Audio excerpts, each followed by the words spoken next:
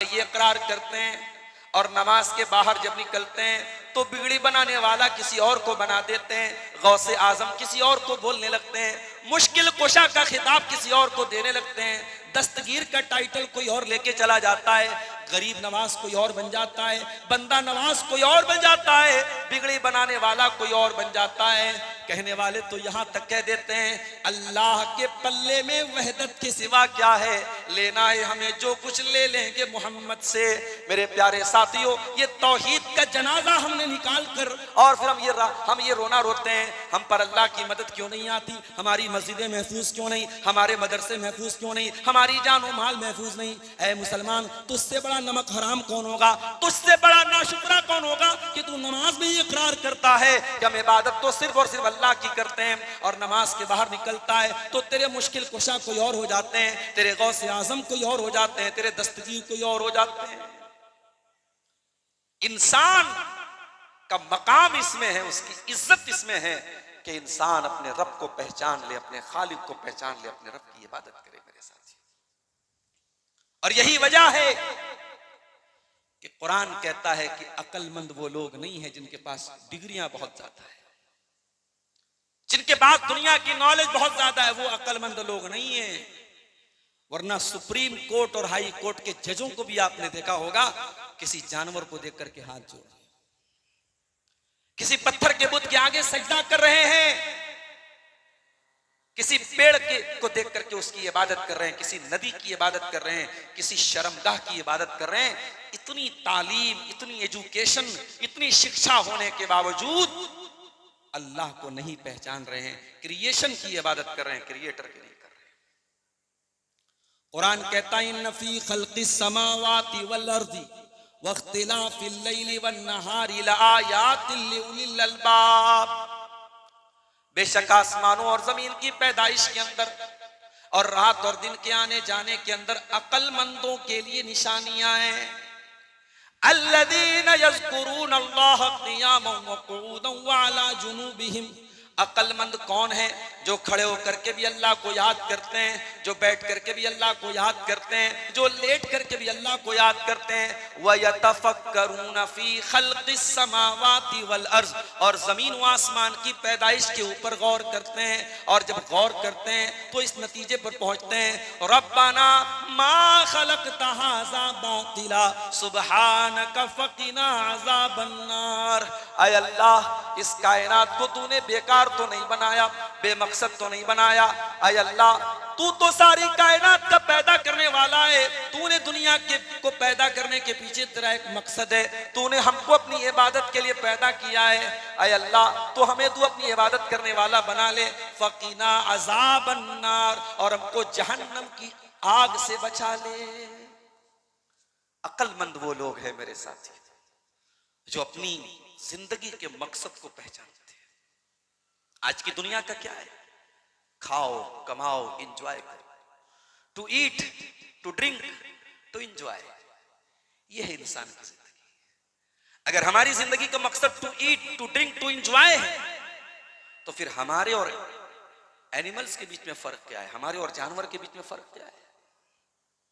हमारी जिंदगी इतनी सस्ती तो नहीं, इतनी हकीर तो नहीं है कि बस खाओ, कमाओ, एंजॉय करो, बस मौज करो, मस्ती करो, यही जिंदगी नहीं। ये जिंदगी नहीं है मेरे साथी। कुरान कहता है अयहसबुल इंसानु अन युत्रका सुदा अलम यकुन नुतफतम मिन मनिय्यिन युमना थुम्मा काना अलकतन फखलक फसव्वा।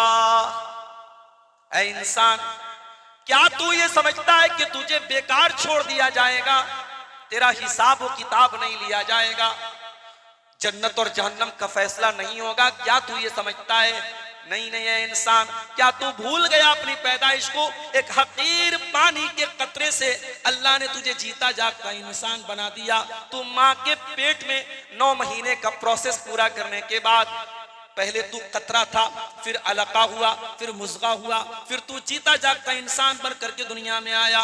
फजअल मिनहु ज़ौजैन ज़कर वल उन्सा, और जब तू दुनिया में आया तो या तो मेल बन के आया या फीमेल बन के आया, या लड़का बन के आया या लड़की बन के आया। अलैसा ज़ालिका बिक़ादिरिन अला अन युहयियल मौता। वो अल्लाह जो तेरी माँ के पेट में तेरा चेहरा बना रहा था, तेरा दिल बना रहा था, तेरा दिमाग बना रहा था, तेरी बॉडी को डेवलप कर रहा था, तेरे शरीर को बना रहा था, क्या वो अल्लाह तुझे मरने के बाद दोबारा जिंदा नहीं कर सकता है? ऐ इंसान, तू कितना बड़ा नादान है। इंसान, इंसानियत का एहतराम इस्लाम सिखाता है मेरे साथियों। इस्लाम बताता है इंसान क्यों पैदा हुआ, उसकी जिंदगी का पर्पस क्या है, उसके क्रिएशन का मकसद क्या है। वमा खलक़तुल जिन्ना वल इंसा इल्ला लियअबुदून। मेरे बंदो, मैंने जिन्नात को और इंसान को अपनी इबादत के लिए पैदा किया है। तुम इस दुनिया में इसलिए पैदा किए गए हो कि तुम ऐसा अमल करो जिससे अल्लाह राजी हो जाए, अल्लाह को नाराज न करो, तुम गुनाह न करो, तुम पाप न करो। तुम्हें पैदा किया गया अल्लाह की इबादत करने के लिए। और नोट कर लीजिए, इबादत सिर्फ नमाज का नाम नहीं है, इबादत सिर्फ रोजा का नाम नहीं है, इबादत सिर्फ ज़कात का नाम नहीं है, इबादत सिर्फ हज का नाम नहीं है। अगर अल्लाह की मर्जी के मुताबिक है तो इंसान का शादी करना भी इबादत है, इंसान का बीवी का हक अदा करना भी इबादत है, इंसान का बच्चे पैदा करना भी इबादत है, इंसान का बीवी और बच्चों का हक अदा करना भी इबादत है, इंसान का मजदूरी करना और तिजारत करना और बिजनेस करना भी इबादत है। हम और आप पैदा हुए हैं अल्लाह की इबादत के लिए। अभी कुर्बानी का त्योहार आने वाला है। अपने अपने जानवरों की कुर्बानी जब हम करेंगे, उस मौके पर हम एक दुआ पढ़ते हैं, इन्ना सलाती व नुसुकी व महयाया व ममाती लिल्लाहि रब्बिल आलमीन। ऐ नबी, आप फरमा दीजिए, मेरी नमाज अल्लाह के लिए, मेरी कुर्बानी अल्लाह के लिए, मेरा जीना अल्लाह के लिए, मेरा मरना अल्लाह के लिए, मेरी जिंदगी का मकसद तेरे दीन की सरफराजी, मैं इसीलिए मुसलमान, मैं इसीलिए नमाजी। मेरे प्यारे साथियों, इस्लाम मानवता का ये एहतराम बताता है, इंसानियत का ये एहतराम बताता है कि इंसानों की पैदाइश का मकसद इस्लाम बताता है मेरे साथियों।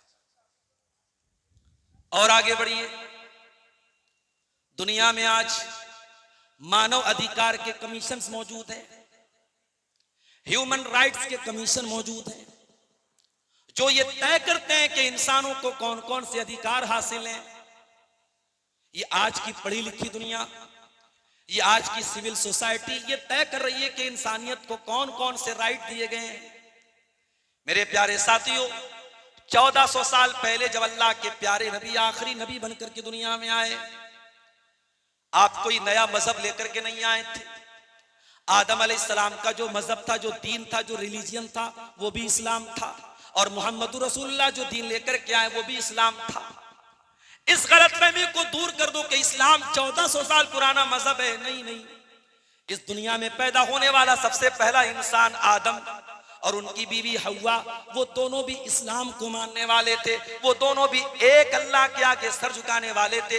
एकेश्वरवाद का अकीदा उनका था, एक ईश्वर एक अल्लाह की इबादत करते थे। हाँ, अलग अलग दौर में अलग अलग नबी आए, वो इस्लाम का अलग अलग एडिशन लेकर के आए, और इस्लाम का आखिरी एडिशन, अंतिम संस्करण लेकर के आए। अंतिम ऋषि, अंतिम संदेष्टा, अंतिम पैगंबर, आखिरी नबी जनाब मोहम्मद रसूलुल्लाह सल्लल्लाहु अलैहि वसल्लम। और आपने जो आज मानव अधिकार की बात होती है, जो ह्यूमन राइट्स की बात होती है, उसकी सीमाएं आपने तय की कि मानव अधिकार, मानव को क्या क्या अधिकार प्राप्त हैं, इंसान को क्या क्या हुकूक हासिल है। आपने दुनिया को तालीम दी, हर इंसान को जीने का हक है, किसी को इस बात की इजाजत नहीं है किसी दूसरे की हत्या कर दे। कुरान कहता है वला तक़तुलू अनफुसकुम, ऐ लोगों कभी अपने आप को कत्ल न करो। इस्लाम के अंदर अपने आप को मारना यानी खुदकुशी करना, आत्महत्या करना, ये भी हराम है। और इस्लाम कहता है वला तक़तुलुन नफ्सल्लती हर्रमल्लाहु इल्ला बिलहक़्क़ि, किसी दूसरे की हत्या न करो जिसकी हत्या करने को अल्लाह ने पाप करार दिया है, जिसकी जान को अल्लाह ने सम्मान वाला बनाया है, रिस्पेक्टेबल बनाया है, एहतराम के काबिल बनाया है। ऐ इंसान तू खबरदार किसी की जान न ले। और नोट कर लो मेरी ये बात, कोई अगर किसी बेकसूर की हत्या करता है, किसी निर्दोष को मारता है, वो लाख इस्लाम का नाम ले ले, कुरान का नाम ले ले, कलमा पढ़ ले, कुरान का नाम ले ले, नबी का नाम ले ले, इस्लाम का उससे कोई ताल्लुक नहीं है मेरे साथियों। इस्लाम बचाने वाला मजहब है, जान बचाने की तालीम देता है, जान लेने की तालीम नहीं देता है। अल्लाह कुरान में कहता है मन कतल नफ्सन बिगैरि नफ्सिन औ फसादिन फिल अर्दि फकान्नमा कतलन नास जमिया। जिसने एक इंसान को कत्ल किया, एक मानव की हत्या की, उसने पूरी मानवता की हत्या की। वमन अहयाहा फकान्नमा अहयन नास जमिया। और जिसने एक इंसान को बचाया, उसने पूरी इंसानियत को बचाया। दुनिया कुछ भी कहे, पहलगाम में जो घटना हुई, जिन लोगों को निर्दोष मारा गया, उनको मारने वाले मुसलमान थे या नहीं थे मैं नहीं जानता। अगर वो मुसलमान थे भी, सो कॉल्ड अपने आप को मुसलमान थे, मैं उनको मुसलमान नहीं मानता। हाँ, मैं उस कश्मीरी को मुसलमान मानता हूं जिसने अपनी जान पे खेल करके उन टूरिस्टों को बचाने की कोशिश की थी, और बचाते बचाते उसने अपनी जान दे दी थी। उसने कुरान की आयत पर अमल किया था, वमन अहयाहा फकान्नमा अहयन नास जमिया। जो एक इंसान को बचा लेता है, उसने पूरी इंसानियत को बचा लिया। इंसान, इस्लाम जीने का अधिकार देता है। और आपको पता है, आज दुनिया के बहुत सारे देशों में कोई किसी की हत्या कर दे तो उस पर जुर्माना लगता है, फाइन लगती है, सजा होती है, कैद होती है। इस्लाम ने क्या सजा तय की है? इस्लाम कहता है अन्नफ्सु बिन नफ्सी, जान के बदले जान है। जिसने किसी को हत्या की है और हत्या का आरोप साबित हो गया और हत्यारा पकड़ा गया, तो इस्लाम ये कहता है, इस्लामी कानून के अंदर ये सजा है कि हत्यारे को भी कत्ल कर दिया जाए, हत्यारे को भी मार दिया जाए, ताकि आइंदा कोई कत्ल न हो। कुरान इसको किसास कहता है। और अल्लाह कहता है, क्या भाई माइक वाले, क्या बात है, आपका माइक बार बार क्यों फेल हो जा रहा है? पैसा वैसा नहीं चाहिए आपको, या हमसे कोई दुश्मनी है तो वो भी बता दो भाई। अबुल कलाम साहब की तकरीर में तो नहीं ये सब हो रहा था? कुछ अलग से पैसा ले लेना भाई, गड़बड़ मत करो। वलकुम फिल क़िसास हयातुन या उलिल अलबाब। कुरान कहता है कि ऐ अक्लमंदो, ऐ जीनियस लोगो, तुमको जो क़िसास का हुक्म दिया गया, हत्यारे को मारने का जो हुक्म दिया गया, क्यों दिया गया? ताकि तुमको जिंदगी मिल जाए, तुमको जीवन दान मिल जाए। जिस समाज में हत्यारों को सजाए मौत दी जाएगी, उस समाज में कोई हत्या करने वाला बाकी नहीं बचेगा। 1400 साल पहले अरब की धरती पर वो दौर भी देखा गया कि बेटी पैदा होती थी, मां के पेट से बेटी पैदा होती थी, तो बेटी का बाप अपनी बेटी को कत्ल कर देता था, अपनी औलाद को मार देता था। क्यों? ये औलाद जो पैदा हुई है, ये मेरे साथ खाएगी, मेरे प्रॉपर्टी में शरीक होगी, मेरा माल खाएगी। अपनी ही औलाद को लोग कत्ल कर देते थे। कुरान की आयत नाज़िल हुई, वला तक़्तुलू औलादकुम खशियत इमलाक। खबरदार, अपनी औलाद को कत्ल न करना इस डर से कि वो क्या खाएगी। नहनु नर्ज़ुकुहुम व इय्याकुम, तुमको भी खिलाने वाले हम हैं, तुम्हारी औलाद को भी खिलाने वाले हम हैं। तुम कहीं ये मत समझना कि तुम रोजी देते हो, तुम खिलाते हो, तुम पिलाते हो। खबरदार, अपनी औलाद को कत्ल मत करना। बेटियों को कत्ल करने वालों को इस्लाम ने पैगाम दिया, वइज़ल मौऊदतु सुइलत बिअय्यि ज़ंबिन क़ुतिलत। क़यामत के दिन जिस लड़की को जमीन में जिंदा गाड़ दिया गया था, उस लड़की को बुलाया जाएगा और पूछा जाएगा, तेरे माता पिता ने, तेरे माँ बाप ने किस जुर्म की सजा तुझको दी थी? क्यों मारा था तुझको? क्यों कत्ल किया था? जिस समाज में बेटी को कलंक माना जाता था, इस्लाम ने आकर के शिक्षा और तालीम दी, बेटी कलंक नहीं है, बेटी बोझ नहीं है, बेटी आपको जन्नत का टिकट देने के लिए आई है। अल्लाह के नबी फरमाते हैं, मन आला जारियतैन हत्ता तबलुगा, जिसने 2 बेटियों की परवरिश कर ली, 2 बेटियों को पाला, यहाँ तक कि वो बेटियां जवान हो गई, उनकी सही तरीके से उनकी शादी कर दी, उनकी जिम्मेदारी अदा कर दी। अल्लाह के नबी फरमाते हैं कि वो आदमी जन्नत में मेरे साथ रहेगा जैसे ये दोनों उंगलियां एक दूसरे से सटी हुई हैं। बेटियों का बाप जन्नत में अल्लाह के नबी के साथ जाएगा। ये बेटी की परवरिश पर इस्लाम ने ये रिवॉर्ड दिया है, ये बदला दिया है, ये इनाम दिया है। मेरी प्यारी माँ और बहनों, आज दुनिया कहती है इस्लाम ने औरत के साथ बड़ा अत्याचार किया है, इस्लाम ने औरत को बच्चा पैदा करने की मशीन बना दिया है। और माफ कीजिएगा, कुछ हमारे मीडिया वाले, कुछ हमारे बॉलीवुड के फिल्म वाले, उन्होंने भी कुछ ऐसी इमेज बना दी। इस्लाम क्या है? हलाला। इस्लाम में हलाला का हुक्म दिया गया है। शौहर ने बीवी को तलाक दे दिया, तलाक तलाक तलाक, और उसके बाद फतवा ये दिया जाता है कि हलाला करेगी औरत और उसका सगा ससुर उसके साथ हलाला करता है। इस तरीके की मानसिकता बॉलीवुड की फिल्मों में दिखाई जाती है, जबकि ना तलाक का ऐसा कोई कॉन्सेप्ट इस्लाम में है, ना हलाला का कोई ऐसा कॉन्सेप्ट इस्लाम। अभी पटना के एक हमारे ड्राइवर साहब है, यादव जी हैं, हमारे साथ वो आए थे कल झारखंड में प्रोग्राम में, रास्ते में तलाक की बात निकली तो मैंने उनको समझाया कि भाई पहले ये समझो कि इस्लाम में तलाक का ऑप्शन क्यों रखा गया। इस्लाम में तलाक का पूरा एक प्रोसेस है। इस्लाम ये कहता है कि जब पति पत्नी के बीच में, मियां बीवी के बीच में जब निबाह की कोई सूरत नहीं है, ये तय हो गया कि दोनों साथ में नहीं रह सकते, लड़की के मायके वाले भी बैठ गए, लड़के के घर वाले भी बैठ गए और आपस में डिस्कस हो गया, बात हो गई और ये तय हो गया कि लड़का लड़की साथ में नहीं रह सकते, तो अब कुरान कहता है कि एक तलाक देगा लड़का। शौहर अपनी बीवी को एक तलाक देगा और एक तलाक देने के बाद वो औरत 3 पीरियड आने तक, 3 मासिक आने तक, या ये कह लीजिए कि 3 महीने तक उसी शौहर के घर में रहेगी। अगर इस 3 महीने में दोनों पति पत्नी का, मियां बीवी का दिल पिघल जाए और दोनों साथ में रहना शुरू कर दें तो कोई बात नहीं, एक तलाक कंसीडर कर ली गई। जो 3 तलाक का ऑप्शन है, एक तलाक आपकी लैप्स हो गई, जिंदगी से खत्म हो गई, लेकिन आप मियां बीवी की हैसियत से रह सकते हैं। अगर 3 महीने का पीरियड खत्म हो गया तो रिश्ता टूट गया, निकाह खत्म हो गया, लेकिन दोबारा अगर मियां बीवी की हैसियत से रहना चाहते हैं तो शौहर दोबारा उसी औरत से निकाह कर सकता है। और इन फ्यूचर आइंदा फिर कभी अगर मियां बीवी में झगड़ा हो गया और फिर एक दूसरे को समझाने के सारे तरीके नाकाम हो गए तो शरीयत ये कहती है कि अब दूसरी तलाक का ऑप्शन शौहर इस्तेमाल कर सकता है। एक तलाक देगा और ये उसकी जिंदगी में दूसरी तलाक होगी। जब वो दूसरी तलाक दे देगा तो फिर 3 महीने का टाइम उसको मिलेगा।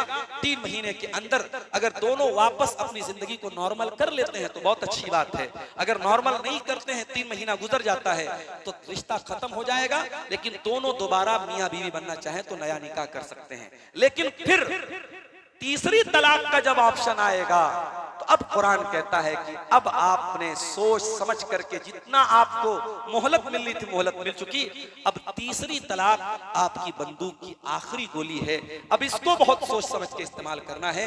अगर आपने तीसरी तलाक दे दी तो कुरान कहता है फला तहिल्लु लहू हत्ता तनकिह ज़ौजन गैरा, अब वो औरत आपके लिए हलाल नहीं हो सकती। हाँ, एक ऑप्शन ये बन सकता है कि वो औरत किसी और मर्द के साथ अगर उसका निकाह होता है रजामंदी के साथ, प्री प्लान नहीं, पहले से तय करके नहीं, एक रात की शादी नहीं, अगर वो औरत नॉर्मली तरीके से किसी दूसरे मर्द से निकाह करती है और वो मर्द मर जाता है या किसी वजह से तलाक दे देता है तो अब फिर से ये दोनों मियां बीवी दोबारा आपस में निकाह कर सकते हैं।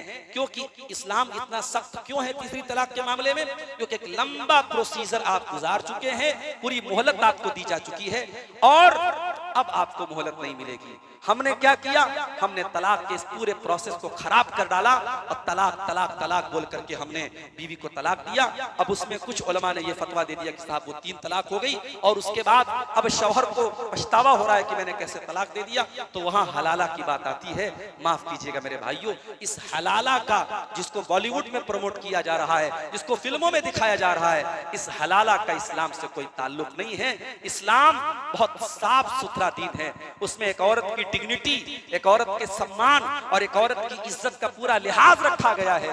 अरे इस्लाम तो वो दीन है जो ये कहता है कि अगर किसी औरत के ऊपर आपने जिना की तोहमत लगा दी, किसी औरत के चरित्र पर आपने उंगली उठा दी, किसी औरत के ऊपर आपने गलत आरोप लगा दिया और आरोप सिद्ध नहीं कर पाए, इल्जाम साबित नहीं कर पाए, तो कुरान क्या कहता है?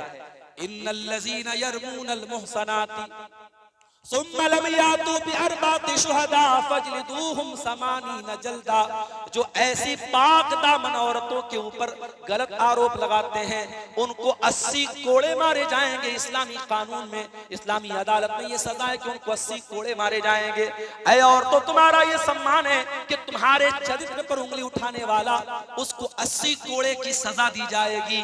और अगर कोई किसी औरत का रेप कर दे तो गैर शादीशुदा को 100 कोड़े मारे जाएंगे और शादीशुदा को तो सजाए मौत दे दी जाएगी।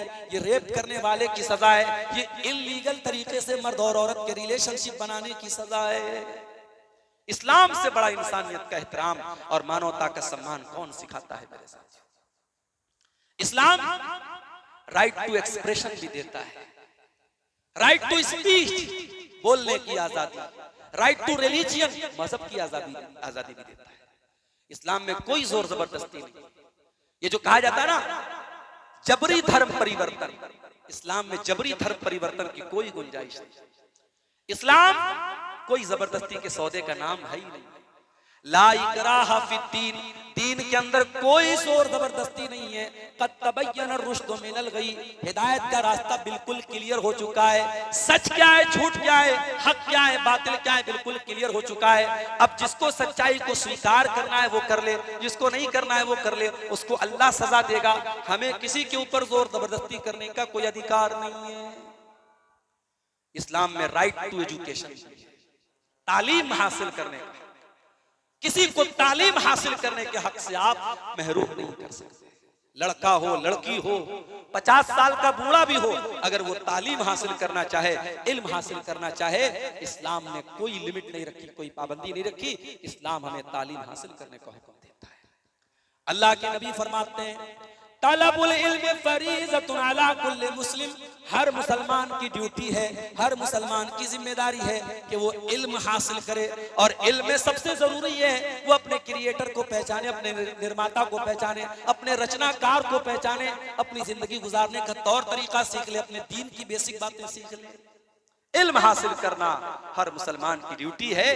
दीन का बेसिक इल्म सीखना हर मुसलमान की जिम्मेदारी है मेरे साथ। यहां तक कुरान कहता है इन्नल्लज़ीना यक्तुमूना मा अन्ज़लना मिनल बय्यिनाति वल हुदा मिन बादि मा बय्यनाहु लिन्नासि फिल किताबि उलाइका यलानुहुमुल्लाहु व यलानुहुमुल लाइनून। इल्म को छुपाना, शरीयत के इल्म को छुपाना, ये बहुत बड़ा क्राइम है, बहुत बड़ा अपराध है। जो इल्म को छुपाएगा उस पर अल्लाह के फरिश्ते भी लानत करते हैं, अल्लाह भी लानत करता है। शरीयत में इल्म को छुपाने की इजाजत नहीं। और आगे बढ़िए, इस्लाम कैसी सोसाइटी चाहता है जरा देखिए। सूरह निसा की आयत नंबर 36 में अल्लाह फरमाता है वाबुदुल्लाह वला तुशरिकू बिही शैया। मेरे बंदो, तुम एक अल्लाह की इबादत करो, उसकी उपासना करो, उसके सिवा किसी और की इबादत न करो। वबिल वालिदैन इहसाना, और अपने माँ बाप के साथ, अपने माता पिता के साथ अच्छा सलूक करो। आप समाज के लिए बहुत अच्छे हैं, अगर आप अपने माँ बाप के लिए अच्छे नहीं हैं तो इस्लाम कहता है कि आप अच्छे नहीं। अपने माँ बाप के साथ अच्छा सलूक करो। कभी माँ की आंखों में आंसू मत लाओ, कभी बाप को मत रुलाओ, अपने माँ बाप के साथ अच्छा सलूक करो। वबिज़िल कुर्बा, और जो तुम्हारे रिश्तेदार हैं, जो तुम्हारे रिलेटिव हैं, जो तुम्हारे संबंधी हैं, कोई चचा है, कोई ताया है, कोई खाला है, कोई नाना है, कोई दादा है, ये जो रिश्ते तुम्हारे हैं, ये रिश्ते कोई तुमने नहीं बनाए, ये रिश्ते तो अल्लाह ने बनाए हैं। इसलिए अपने रिश्तेदारों के साथ अच्छा सलूक करो। आज का नौजवान सोशल मीडिया पे मदर्स डे की लंबी लंबी पोस्ट लगाता है। मदर्स डे आता है ना, तो ये ज्ञान बांटता है, माँ का ये मकाम है, माँ अनमोल रत्न है, माँ से कीमती कोई चीज नहीं। माँ घर में बैठी बेचारी खांस रही है, माँ को 10 रुपए की दवा लाने को तैयार नहीं है, और फेसबुक पर ज्ञान बांट रहा है कि माँ आज मदर्स डे है, आज माँ का दिन है। नहीं मेरे भाई, ये डबल स्टैंडर्ड इस्लाम नहीं सिखाता है। इस्लाम आपको अपनी माँ को, अपने बाप को, उनके साथ अच्छा व्यवहार करने, अच्छा सलूक करने की शिक्षा देता है, तालीम देता है। और आपके जो संबंधी हैं, जो रिश्तेदार हैं, इस्लाम कहता है जब आप ज़कात निकालें, जब आप सदका करें, दान करें, चैरिटी करें, तो पहले अपने रिश्तेदारों में देखें। आप पेट भर के खाना खाएं, आपका सगा भाई भूखा रह जाए, ये इस्लाम की तालीम नहीं है। इस्लाम ऐसी सोसाइटी नहीं चाहता है मेरे साथ। इस्लाम ऐसा समाज नहीं चाहता है। और आज समाज की बड़ी कड़वी हकीकत है कि जब एक इंसान अपनी जमीन बेचना चाहता है, अपना मकान बेचना चाहता है, इसलिए कि बेचारा बहुत गरीब है और मकान बेच के कहीं और पलायन करना चाहता है, तो उसकी जमीन और जायदाद सबसे पहले कौन खरीदता है? उसका अपना भाई खरीदता है। ये समाज की बड़ी कड़वी हकीकत है मेरे साथ। इस्लाम की बड़ी बड़ी बातें करने वाले आज अपने बाप की प्रॉपर्टी में अपनी बहन का हक देने को तैयार नहीं है, अपनी बेटी का हक देने को तैयार नहीं। और बहन अगर आकर के मांग ले कि भैया मेरे बाप की प्रॉपर्टी, मेरे बाप की जमीन, मेरे बाप की जायदाद, मेरे बाप के पैसे में शरीयत ने मेरा भी हक बताया है, वो दे दे, तो भाई कहता है बहन से जमीन दे दूंगा, जायदाद दे दूंगा, मगर जिंदगी भर के लिए रिश्ता तोड़ दूंगा। अगर रिश्ता रखना है तो जमीन दोबारा मत मांगना, जायदाद दोबारा मत मांगना। और एक बात बोलता हूं जमुई वालों कि जिन लोगों ने अपनी बहन बेटियों का हक छीना है, कभी वो मर जाए ना तो उनके जनाजे में जरूर जाना। किसी और के जनाजे में जाना चाहे मत जाना। जिन्होंने अपनी माँ, अपनी बेटियों का हक मारा है, अपनी बहनों का हक मारा है, पड़ोसी का हक मारा है, रिश्तेदार का हक मारा है, उनके जनाजे में जरूर जाना और जाके देखना कि वो दुनिया से क्या लेके जा रहा है, वो दुनिया से कौन सी जमीन लेके जा रहा है, कौन सी जायदाद लेके जा रहा है। अरे खाली हाथ दुनिया में आया था, खाली हाथ दुनिया से जा रहा है। उसकी कफन का जो कपड़ा है उसमें कोई पॉकेट नहीं है, उसके बैंक बैलेंस की कोई चेकबुक उसके पास नहीं है, कोई कैश रकम उसके पास नहीं है। उसकी बिल्डिंगें आज दूसरों के नाम हो गई, उसकी प्रॉपर्टी दूसरों के नाम हो गई, और आज खाली हाथ दूसरों के सहारे जनाजे की चारपाई पे कब्रिस्तान में जाता है और लोग मिट्टी दे करके हाथ झाड़ के चले आते हैं। ऐ इंसान, ये तेरा अंजाम है, ये दुनिया में तेरा अंजाम है, और आखिरत में जो अंजाम होगा वो होगा। मेरे प्यारे साथियों, इस्लाम इसीलिए कहता है वबिज़िल कुर्बा, अपने रिश्तेदारों के साथ आप अच्छा सलूक कीजिए। वल यतामा, और जो बच्चा अनाथ है, यतीम है, इसका बाप नहीं है।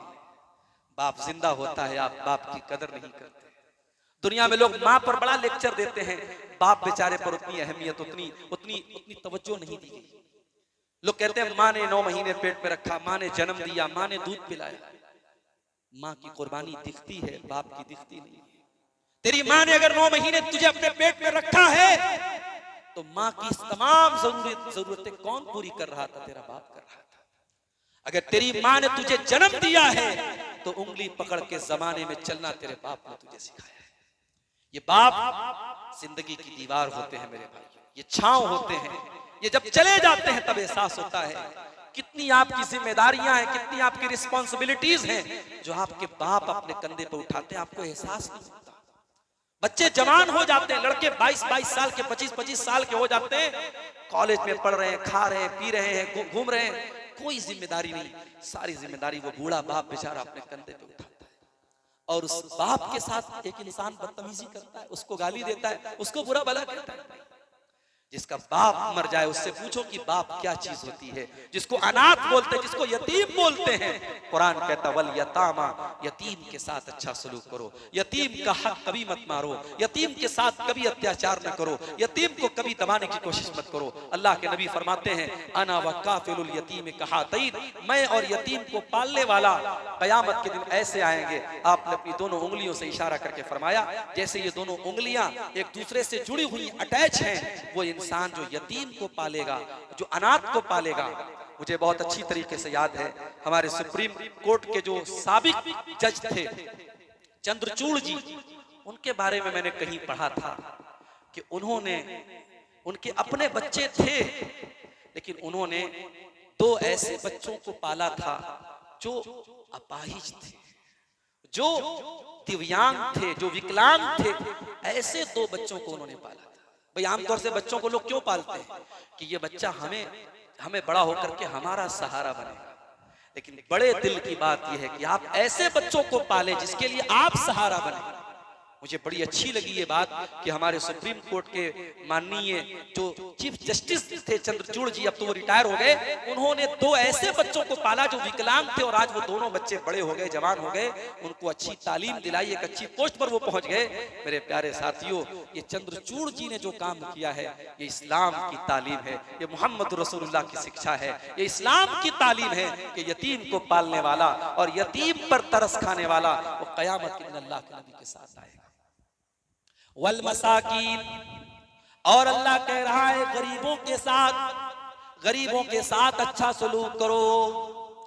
अभी बकरीद का त्योहार आने वाला है, बहुत सारे लोगों का जीव प्रेम जागने वाला है, बड़े बड़े बैनर लग जाएंगे, जीव हत्या पाप है, बकरे की तस्वीर बनी रहेगी, लिखा रहेगा मैं जीव हूं, मैं मांस नहीं हूं। बकरीद के त्योहार पे लोगों को जीव हत्या याद आने लगती है।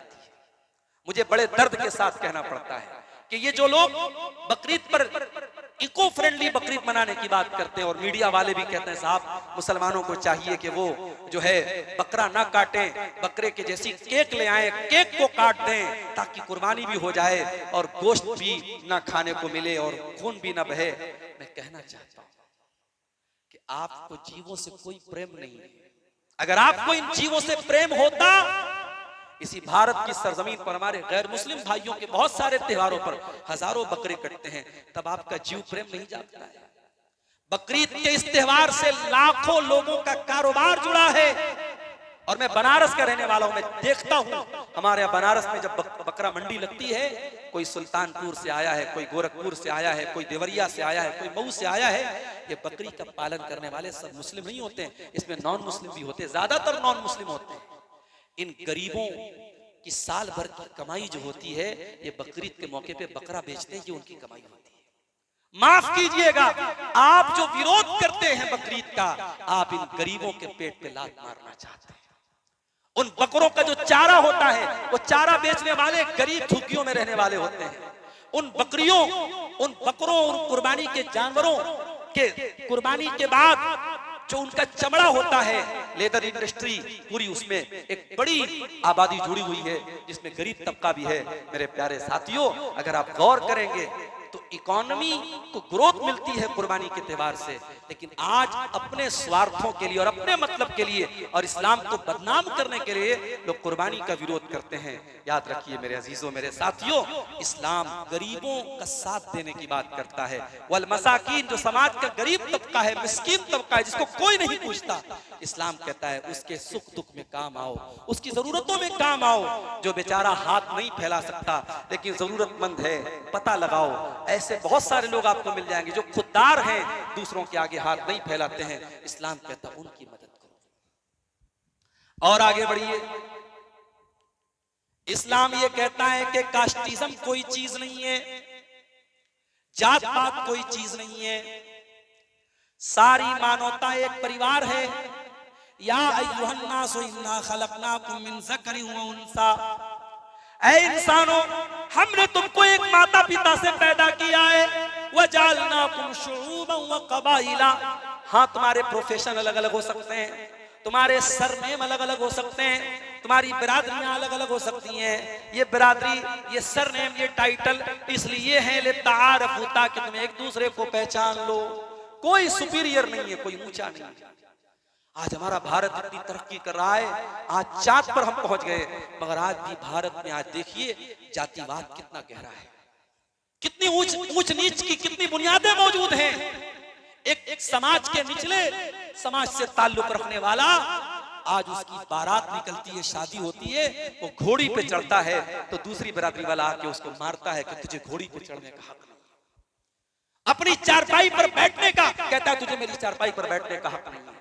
उसका झूठा उस जिस बर्तन से वो मुंह लगा ले, उस बर्तन से पानी पीने को तैयार नहीं है। मेरे प्यारे साथियों, इस्लाम 1400 साल पहले ऊंच नीच की इन तमाम चीजों को मिटाता है और इस्लाम कहता है तुम एक माता पिता की औलाद, और ये बात याद रखिए कि भारत की धरती पर जो इस्लाम फैला है और मुसलमान जो आए हैं, उसमें बहुत बड़ा रोल इस बात का था। जब समुंदर पे अरब से जब बिजनेसमैन आए और जब भारत के लोगों से उनका इंटरेक्शन हुआ, तो भारत के उन लोगों ने जो दबे थे, कुचले थे और जिनके साथ बरसों से, सदियों से अत्याचार हो रहा था, उन्होंने देखा कि ये एक ऐसा मजहब है, एक ऐसा धर्म है जिसमें कोई ऊंचा कोई नीचा नहीं है, जिसमें कोई ऊंच नीच नहीं है। ये वो चीज थी जिसने उनको इस्लाम की तरफ माइल किया, इस्लाम को स्वीकार करने की तरफ उनको झुकाया, उनका झुकाव, उनका आकर्षण हुआ और बड़ी तादाद में लोगों ने इस्लाम कबूल किया। मेरे प्यारे साथियों, आज अफसोस के साथ कहना पड़ता है, आज मुसलमानों में भी कहीं कहीं कास्टिज्म है। साहब मैं अंसारी हूं, ये शेख है, ये खान है, ये पठान है, मैं ऊंचा हूं, ये नीचा हूं। खबरदार, अगर बिरादरी पर आपको नाज है, अपनी कास्ट पर नाज है, तो उखाड़ के फेंक दो। इस्लाम का इस कास्टिज्म से कोई ताल्लुक नहीं है। अल्लाह के नबी ने फरमाया, इन्नल्लाह कद अज़हब अन्कुम तुबियतल जाहिलिया, अल्लाह ताला ने दौरे जाहिलियत की नफरत को खत्म कर दिया। कोई अपने बाप दादा का नाम लेके अहंकार न करे, गुरूर न करे, फख्र न करे। कुल्लुकुम मिन आदम व आदम मिन तुराब, तुम सब आदम की औलाद हो और आदम मिट्टी से पैदा हुए हैं।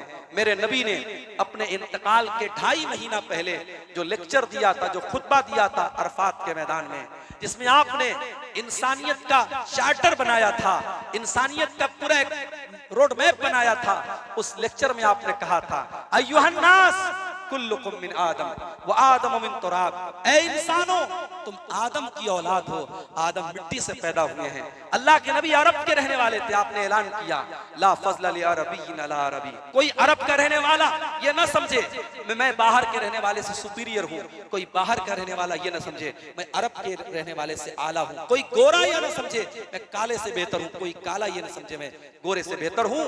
इन्ना अक्रमकुम इंदल्लाहि अत्काकुम, तुम्हारा मकाम अल्लाह ताला के यहाँ अगर है तो तकवा की बुनियाद पर है।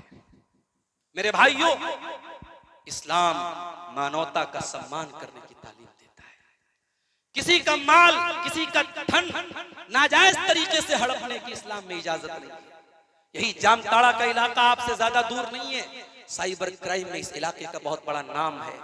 बॉलीवुड में फिल्में बन गई कि जामताड़ा में एक बड़ी तादाद में नौजवान साइबर क्राइम करते हैं। याद रखो, अगर नाजायज तरीके से लोगों के माल को चोरी किया जा रहा है और चोरी करने वाला सो कॉल्ड अपने आप को अगर मुसलमान भी कहता है, इस्लाम का उससे कोई ताल्लुक नहीं है। अरे इस्लाम तो वो दीन है जो हमें ये सिखाता है, वला ताकुलू अम्वालकुम बैनकुम बिल बातिल, खबरदार किसी का माल नाजायज तरीके से मत खाओ। इस्लाम जुआ के जरिए, सट्टा के जरिए, ब्याज के जरिए पैसा कमाने से मना करता है।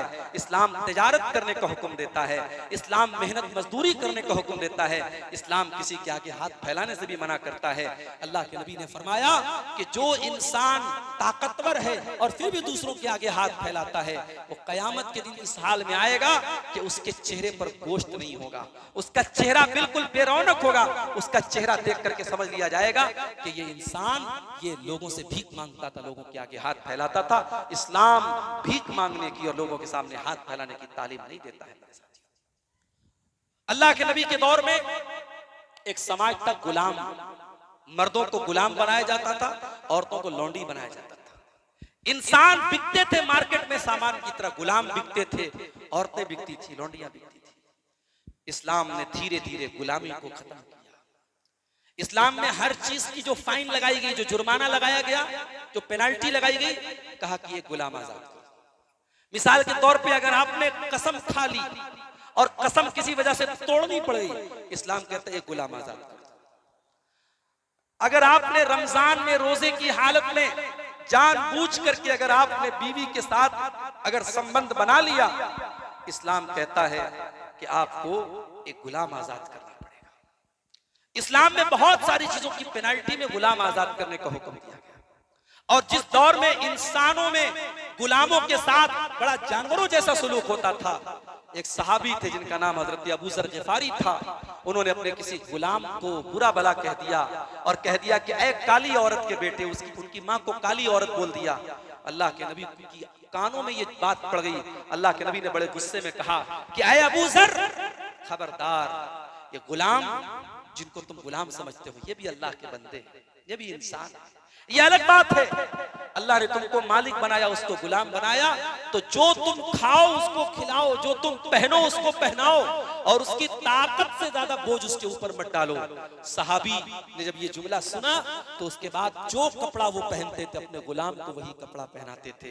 ये तालीम है, ये शिक्षा है जनाब मोहम्मद रसूलुल्लाह सल्लल्लाहु अलैहि वसल्लम की कि आपका सर्वेंट, आपका कर्मचारी, आपके यहाँ काम करने वाला नौकर, उसका भी रहन सहन, उसका भी खान पान ऐसा ना हो कि ये देख करके लगे कि हाँ साहब आप बहुत सुपीरियर है, वो बहुत नीचा है। इस्लाम ये कहता है कि अपने नौकरों और चाकरों के साथ भी आपको भेदभाव नहीं करना है। आप जो खाते हैं उसी में से उसको खिलाइए, और जिस स्टैंडर्ड का आप कपड़ा पहनते हैं उस स्टैंडर्ड को उसको पहनाने की कोशिश कीजिए। दुनिया में मजदूर दिवस मनाया जाता है कि साहब मजदूरों को उनका हक दे दिया जाए। रेलवे वालों की मजदूर यूनियन अलग है, दुनिया की तमाम मजदूरों की यूनियन अलग है। 1400 साल पहले मोहम्मद रसूलुल्लाह ने मजदूर का हक बताया, उसका अधिकार बताया। आपने फरमाया आतुल अजीर अजरहू क़ब्ल अन यजफ़्फ़ अरक़ुहू, मजदूर का पसीना सूखने के पहले उसकी मजदूरी उसको दे दिया करो। मजदूर की मजदूरी को कभी हड़पने की कोशिश मत करो। इस्लाम मानवता का सम्मान करने की तालीम देता है मेरे साथ। अब आइए आखिरी चंद मिनट आपके सामने बात करना चाहता हूं। मुझे 12 बजे के पहले पहले यहां से निकलना है, गया जाना है, 3-3.5 घंटे का रास्ता है, वहां से 3 बजे मुझे ट्रेन पकड़नी है। आखिरी चंद बातें, इस्लाम अपने धर्म के मानने वालों के साथ और दूसरे धर्म के मानने वालों के साथ किस प्रकार के व्यवहार करने की, क्या सलूक करने की इजाजत देता है, आइए जरा इसको देखें। अपने मुसलमान भाइयों के बारे में कुरान कहता है इन्नमल मोमिनून इख्वतुन, तमाम मुसलमान आपस में भाई भाई है। फासलिहू बैना अखवैकुम, अगर दो मुसलमानों में झगड़ा हो जाए तो झगड़े की आग को कभी भड़काना नहीं, झगड़े को चुकाने की कोशिश करना, झगड़े को हल करने की कोशिश करना। कोई भी मुद्दा है आप हल करने की कोशिश कीजिए। और याद रखो ये झगड़े जो आज हमारे समाज में चलते हैं, मेरा एक्सपीरियंस बताता है, मेरा तजर्बा बताता है, ये झगड़े क्यों नहीं खत्म होते। हर आदमी अपनी नाक पर मरता है। नहीं, मेरी नाक कट जाएगी, मैं क्यों डाउन हो जाऊं, मैं क्यों झुक जाऊं। मैं कहता हूं कि अगर आपकी नाक कटने से आपको जन्नत मिल जाए तो ये सौदा महंगा नहीं है मेरे प्यारे साथियों। अपनी नाक को कटवा लो और झगड़ा खत्म कर दो। अल्लाह के प्यारे नबी ने फरमाया कि जो इंसान हक पर रहने के बावजूद झगड़े को खत्म कर दे, अना ज़ईमुन बिबैतिन फी रबज़िल जन्नह, मैं उसको जन्नत में एक मकान की गारंटी देता हूं। जन्नत में एक मकान मिलेगा उस इंसान को जो सही है मगर झगड़े को खत्म कर दे, जो लड़ाई को खत्म कर दे, सुलह कर ले, समझौता कर ले, मैं उसको जन्नत की गारंटी देता हूं। और सुनिए, इस्लाम में झूठ बोलना बहुत बड़ा पाप है, बहुत बड़ा गुनाह है। लेकिन दो लोगों में अगर झगड़ा हो जाए, दो भाइयों में झगड़ा हो जाए, दो पड़ोसियों में झगड़ा हो जाए, दो रिश्तेदारों में झगड़ा हो जाए, तो अल्लाह के नबी फरमाते हैं कि ऐसा झूठ नहीं है। लैसल कज़िब, ये झूठ नहीं है। अल्लज़ी युस्लिहु बिही बैनन नास, जिसके जरिए लोगों के बीच में सुलह कराई जाए, लोगों में समझौता कराया जाए। और इतना ही नहीं, रोजा, नमाज और अल्लाह की राह में जिहाद, ये टॉप की इबादतें इस्लाम में हैं। उससे बड़ी इबादत क्या है? इस्लाह ज़ातिल बैन, आपस में सुलह करा देना। मेरे प्यारे साथियों, बड़े दर्द के साथ ये बात आपसे कह के जाऊंगा मैं कि आज जरा सी बातों पे हमारे दरमियान दूरी पैदा हो जाती है, हमारे दरमियान दो टुकड़े हो जाते हैं, अवाम और उलमा आपस में एक दूसरे से कट जाते हैं। ये नहीं होना चाहिए। मैं जमुई में कई सालों से आ रहा हूं और मैं देख रहा हूं कि कुछ लोगों के दिलों में एक दूसरे के लिए दूरी है। मैं उम्मीद करता हूं बैठेंगे और एक दूसरे से ये दूरी को खत्म करेंगे। और याद रखो, हम तो इंसान हैं, सहाबा भी इंसान थे, झगड़े सहाबा के बीच में भी हुए, मगर सहाबा के झगड़े अपनी आना के लिए नहीं थे, अपने स्वार्थ के लिए नहीं थे। सहाबा के बीच में झगड़े भी हुए, उन्होंने सुलह भी कर ली। अल्लाह के नबी ने फरमाया किसी मुसलमान के लिए जायज नहीं है कि अपने मुसलमान भाई से 3 दिन से ज्यादा ताल्लुक तोड़ के रखे। लिहाजा अगर किसी से झगड़ा हो भी जाए तो 3 दिन के पहले सुलह कर लो, समझौता कर लो। और इसीलिए इस्लाम में सलाम करने का हुक्म दिया गया है। आपका दुश्मन भी आपको मिले तो आपको सलाम करना है। अस्सलाम का मतलब ही ये होता है अस्सलामु अलैकुम व रहमतुल्लाहि व बरकातहू, तुम पर सलामती हो, तुम पर अल्लाह की रहमत हो, तुम पर अल्लाह की बरकत हो। जब आपने दुश्मन को सलाम कर दिया, उसको बरकत और रहमत की सलामती की दुआ दे दी, तो फिर दुश्मनी कहाँ रह गई मेरे प्यारे साथियों। इसलिए इस्लाम सलाम को फैलाने और सलाम को प्रमोट करने की बात करता है। अल्लाह के नबी ने फरमाया मुसलमान का मुसलमान पर 6 हक है। जब मुसलमान से मिलो तो सलाम करो, जब मुसलमान दावत दे तो दावत कबूल करो, जब मुसलमान वैज़स्तन सा कफन सा लहू, जब मुसलमान आपसे कोई मशवरा मांगे तो सही मशवरा दो, और जब बीमार हो कोई मुसलमान तो उसकी देखभाल करने के लिए जाओ, उसकी इयादत के लिए जाओ, और कोई मुसलमान अगर मर जाए उसके जनाजे में जाओ, और इसी तरीके से अगर कोई मुसलमान आपको दावत दे, इनविटेशन दे, तो उसकी दावत को कबूल करो। ये 6 हक है मुसलमान का मुसलमान के ऊपर। अल्लाह के नबी फरमाते हैं मुसलमान मुसलमान का भाई है, उसके ऊपर जुल्म नहीं करता है, मुसलमान अपने मुसलमान भाई को बेसहारा नहीं छोड़ता है। और आपने फरमाया अगर कोई अपने मुसलमान भाई की किसी मुसीबत में काम आता है, कयामत के दिन अल्लाह ताला उसकी कोई मुसीबत को दूर करेगा। वमन सतर मुस्लिमन, जो किसी मुसलमान के ऐब पर पर्दा डालेगा। आज हम ऐब पर पर्दा कहाँ डालते हैं? हम तो लोगों की इज्जत उछालने के लिए तैयार रहते हैं। हम तो इस इंतजार में रहते हैं कि कब किसके बारे में कोई गलत खबर मिले और हम उसकी पब्लिसिटी करें, उसका प्रचार करें। खबरदार मेरे प्यारे साथियों, अपने मुसलमान भाई के ऐब पर पर्दा डाल दिया करो, अल्लाह कयामत के दिन आपके ऐब पर पर्दा डालेगा। तो ये तो हो गया मुसलमान के साथ हमारा व्यवहार। अगर हम जिस समाज में रहते हैं वहां कोई गैर मुस्लिम है, कोई दूसरे मजहब का मानने वाला है, तो इस्लाम क्या तालीम देता है? अगर वो हमारा पड़ोसी है तो कुरान कहता वल जारिल कुर्बा वल जारिल जुनुबी वस्साहिबि बिल जंबी। अगर आपका पड़ोसी मुसलमान है तब भी उसके साथ आपको अच्छा व्यवहार करना है। पड़ोसी आपका गैर मुस्लिम है तब भी उसके साथ आपको अच्छा सलूक करना है। आप सफर में जा रहे हैं, ट्रेन में जा रहे हैं, फ्लाइट में जा रहे हैं, आपका जो सहयात्री है, आपका जो को पैसेंजर है, जो आपके साथ सफर कर रहा है, आप उसके साथ भी अच्छा सलूक करेंगे। ये मैटर नहीं करता कि वो कौन से धर्म का मानने वाला है। मुझे याद है एक मर्तबा मैं बनारस से मऊ गया था एक प्रोग्राम में, और उस वक्त शायद ये कुंभ का त्योहार चल रहा था। एक बूढ़ी औरत और बूढ़ा आदमी, दोनों बेचारे, सामान भी उनके पास था और कोई उनके साथ कोई उनकी हेल्प करने वाला नहीं था। वो दोनों मुसलमान नहीं थे, नॉन मुस्लिम थे। मेरी सीट कहीं और थी, किसी दूसरी बर्थ में थी, मगर उनकी हालत देख करके मैंने उनकी हेल्प की। उनका सामान, उनका लगेज ले जाके उनकी सीट तक पहुंचाया, बूढ़ी माँ का हाथ पकड़ के उनकी सीट पर पहुंचाया। उन्होंने बड़ी दुआएं दी।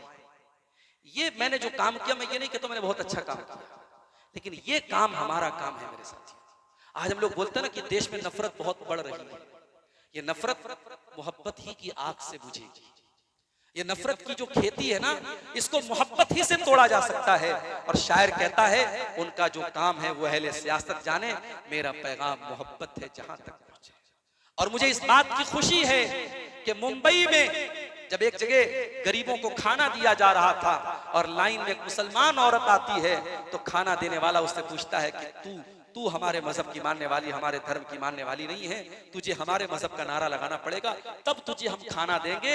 और जब ये बात मीडिया में लीक हुई, उसके बाद एक दूसरा वीडियो आया, इसमें एक मुसलमान लोगों को खाना बांट रहा था और वो ये ऐलान कर रहा था कि आप किसी भी धर्म संप्रदाय से ताल्लुक रखते हो, आप यहाँ आके खाना खा सकते हैं, आपको अल्लाहू अकबर बोलने की जरूरत नहीं है।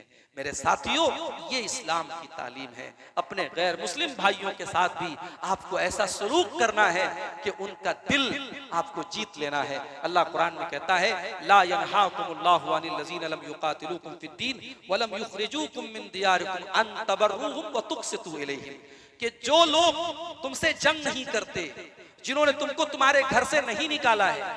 अब जरा गौर कीजिए, आयत किस कॉन्टेक्स्ट में नाजिल हो रही है? ये मक्का के काफिरों और मक्का के उन लोगों के बारे में नाजिल हो रही है जो अल्लाह के नबी के दुश्मन थे और जिन्होंने अल्लाह के नबी को मक्का से निकाला था। अब जाहिर है सारे लोग तो उनका साथ नहीं दे रहे थे, उनमें अच्छे लोग भी थे। तो कुरान कह रहा है कि जो तुम्हारे साथ दुश्मनी कर रहा है उससे तो आप जंग कीजिए, लेकिन जो दुश्मनी नहीं कर रहा है उसके साथ आपको जंग नहीं करना है, उसके साथ आपको इंसाफ करना है, उनके साथ अच्छा सलूक करना है। दुनिया में एक नारा है everything is fair in love and वार, कि प्यार और जंग में सब जायज है। जब दंगे होते हैं ना, तो दंगे में किसने हमको मारा ये नहीं देखा जाता है। एक मजहब वाले दूसरे मजहब को मारते हैं, दूसरे मजहब वाले पहले मजहब को मारते हैं, धर्म की बुनियाद पे और जात की बुनियाद पे ये दंगे होते हैं। कुरान 1400 साल पहले हमको क्या बताता है? अल्लाह कहता है वला यजरिमन्नकुम शनानु कौमिन अला अल्ला तादिलू एदिलू हुवा अक़रबु लित्तक़वा। अगर किसी से तुम्हारी दुश्मनी है तो दुश्मनी का ये मतलब नहीं है कि आप न्याय को छोड़ दें, इंसाफ को छोड़ दें, जस्टिस को छोड़ दें, आप नाइंसाफी करें। नहीं, जिसने अत्याचार किया है अत्याचारी को सजा मिलनी चाहिए, उसकी सजा किसी और को न दी जाए।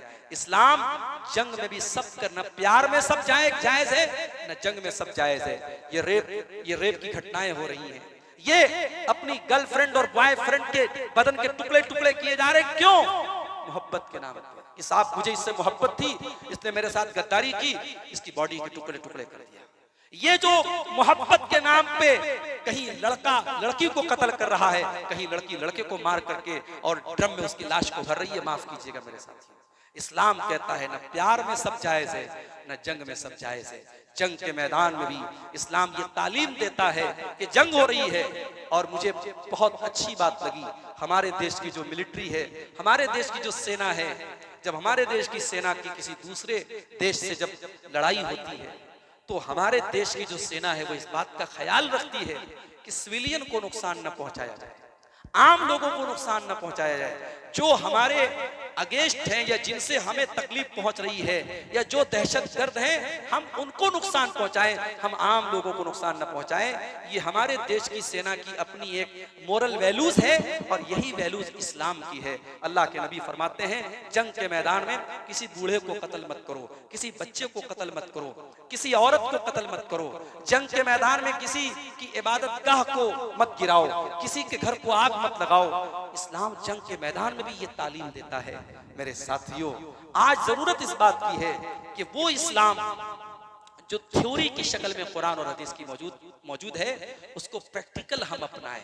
थ्योरी में तो मौजूद है, कुरान और हदीस में मौजूद है, प्रैक्टिकली उस इस्लाम को हम फॉलो करें। हमारा समाज ऐसा हो कि दुनिया कहे कि हाँ ये मुसलमान होते हैं, ये बड़े मिलनसार होते हैं, बड़े ईमानदार होते हैं, इनका अखलाक बड़ा अच्छा होता है, ये किसी पर जुल्म नहीं करते हैं, किसी के साथ नाइंसाफी नहीं करते हैं, इनके यहाँ महिलाओं को बड़ा सम्मान दिया जाता है, इनके यहाँ बूढ़ों को बड़ा सम्मान दिया जाता है, इनके यहाँ बच्चों से बड़ा प्यार किया जाता है। ये माहौल बने और हमारे बारे में जो गलत फहमियां हैं कि साहब इनके औरतों पर बड़ा अत्याचार है, इनके यहाँ बड़ी गंदगी है, इनके यहाँ बहन से शादी कर ली जाती है। अब मैं आपको क्या बताऊं, टाइम भी कम है।